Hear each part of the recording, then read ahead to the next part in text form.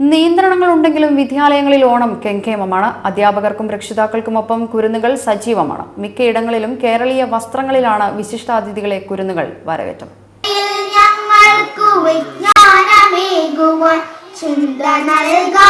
കുഞ്ഞുടുപ്പും കുസൃതിച്ചിരിയും വിടർത്തി ഓണം ആഘോഷിക്കുകയാണ് ഈ കുരുന്നുകൾ. ചാലപ്പുറം ഭവൻസ് മന്ത്രിയിലെ കുരുന്നുകളാണ് ഓണാഘോഷങ്ങൾ പൊടിപൊടിച്ചത്. പൂക്കളമിട്ടാണ് ആഘോഷങ്ങൾക്ക് തുടക്കം. സ്കൂളിൽ നടന്ന ചടങ്ങിൽ ഓണാഘോഷങ്ങളുടെ ഔപചാരിക ഉദ്ഘാടനം പ്രശസ്ത കവയിത്രി ജയശ്രീ കിഷോർ നിർവഹിച്ചു. വിനയമില്ലായ്മ എന്ന വികാരത്തെ ജീവിതത്തിൽ നിന്നും ഒഴിവാക്കണമെന്ന് വിദ്യാർത്ഥികൾക്ക് അവർ ഗുണപാഠം നൽകി. ഈഗോ അഥവാ വിനയമില്ലായ്മ, ആ വിനയമില്ലായ്മ എന്ന വികാരം കൊണ്ടാണ് മഹാബലിക്ക് തൻ്റെ തല താഴ്ത്തി കൊടുക്കേണ്ടി വന്നത്.